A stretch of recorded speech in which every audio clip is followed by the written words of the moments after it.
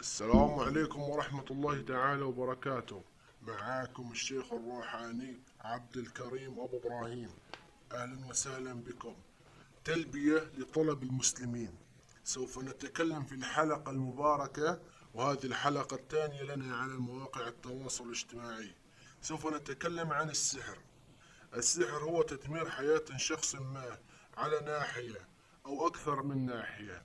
مثلا يعني الناحية الاجتماعية أو الناحية المادية أو الناحية العاطفية والصحية والناحية الجسدية والناحية الجنسية.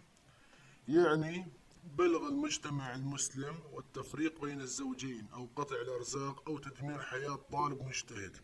ولكل ناحية من نواحي الحياة سحر خاص به. يعني مثلا لكل عمل، يعني مثلا أنا أبغى أضرك في موضوع، كل هذا موضوع له سحر معين.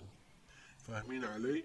فعلى الناحية المادية مثلا يعني السحر اليهودي العبراني، وعلى الناحية الاجتماعية السحر البابلي، وعلى الناحية الدراسية السحر الآشوري. وكذا يعني يا عيال. كيف أعرف أني مسحور؟ الجواب ببساطة، بمجرد انقلاب حياتك رأسا على عقب بموضوع ما، وكل الأمور على ما يرام بخير.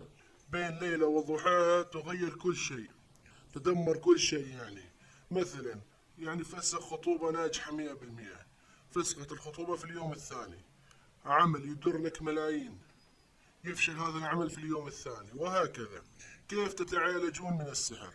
ببساطة تواصلوا معنا على الرقم موجود في الوصف إن شاء الله.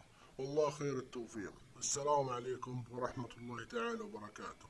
كان معكم الشيخ الروحاني عبد الكريم أبو إبراهيم من منطقة عمان، من سلطنة عمان.